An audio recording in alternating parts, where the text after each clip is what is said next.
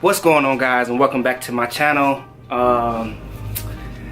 It feels good to be back, man. I took off maybe about 2 weeks or so. You know, I had to get myself together. Had some other things going on, and I had to make sure that stuff was taken care of. Number one, first thing was, you know what I'm saying, starting a little apparel company. It's gonna be for fitness people slash gaming slash anybody that just wanna invest in your boy. This shirt right here, Eat, Sleep, Train, Insane, coming soon. Be on the lookout. I know you like that. Little preview. But anyway, let's get to the point of this video. As you can see from the title, this is my review of Tyler Perry's Acrimony. Let me start off by saying, if you have not watched the movie, you might want to cut this video off because I will be talking about the movie, right? So, on a scale of 1 to 10, I rate this movie at maybe about a 7. Maybe about a 6 to 7. I'm not sure. And I'm gonna tell you why. Now, don't get me wrong, Taraji is an amazing actress, right? This is her type of role. When she was in that other movie where she was a detective or a secret agent, didn't care for it because that's not her. This is her. You know, and it sucks. It sucks when you become known for being one type of actress, but she's that beat, battered, always crying woman, you know? And there's nothing wrong with that. She's an amazing actress. She's an amazing actress. And don't get me wrong, she did good in the movie where she was like a secret agent or whatever. She did good because she's a great actress, but it's just not her type of movie. Anyway, moving on to Acrimony. Now, my issue with this movie, and I may have a lot of women, honestly, that disagree with me, is her argument, right? So basically, the movie starts out, I'm gonna try to give a brief summary of the movie. Basically, she invests 18 years of marriage into this guy that's trying to get his business or his company or his invention off the ground. At the end of it, she suspects that he's cheating. She gets a divorce. A couple months later, boom, his invention hits, and so now she's coming after him, basically saying that this lavish life that he's living is supposed to be her life. He owes her. He got a boat. That's her boat. He got a penthouse. That's her penthouse. He got the new girl he was with got a ring. That's her ring, right?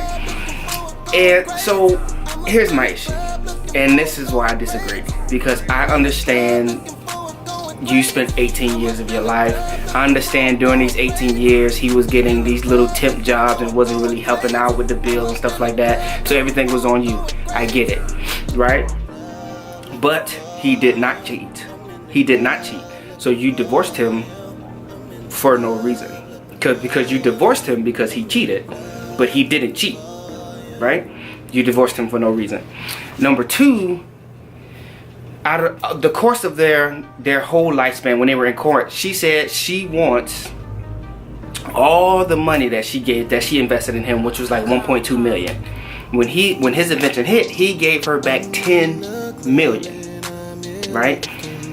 He don't owe you nothing else. She lost her mom's house while they were together. He bought the house back and gave her the keys. You feel me? So my issue is when you try to argue money, right? Because that was her argument. Her argument was throughout the route of money, right? He owes me all the money that I invested. He owes me. She was trying to get half of what his thing was worth, which was like 150 mil. You were trying to argue money, which that his invention hit after the divorce, so you're not entitled to anything. Technically, you know, you try to argue money. That was the wrong argument, in my opinion. She should have argued time, right? The time she spent. Everybody thought she was crazy. She should have blamed that on the 18 years of everything being on her shoulders. You know, all that time made her go loopy. You know, that's what she should have argued. You know, the time spent, the time wasted, the 18 years, because that's what she felt like. She felt like her time was wasted on this guy that was focused on his company. Which, let me say this now, where I do agree with her is that he could have gotten a job. Yes, you were chasing your dreams, you chasing your invention. Now don't get me wrong, he was sinning, because he basically he was going through someone else to get his invention. He was trying to get an investor. He was going to an investor to invest in his invention to take off, right? While you were doing all that, you could have gotten a job, right? Now, he was hustling though. He was sending mails, he was sending videos, he was showing up to the people's office so much that they banned him and told him that he'll go to jail if he come there again. They got a restraining order against him. So he was hustling. But with all that, he could have gotten a job to help with the bills. I do 100% agree with that. But her argument of money was off because he gave you $10 million. So you're talking about, oh, well, that's my car. And like, you're arguing material things. And in my opinion, that was the wrong route. Which is why I give this movie like a 7. Right? Even the therapist was like, maybe this is all in your head, you know, because he's not wrong for what he did. And then she even made a comment like, oh, well, you didn't fight for the marriage.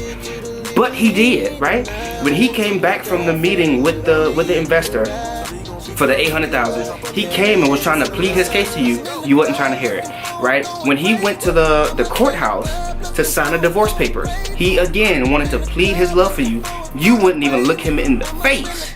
And then on top of that, when he came to give you the $10 million, when he showed up outside your office with the flowers and was like, oh, let me get 10 minutes of your time, you was like, you got 2 and we not getting back together.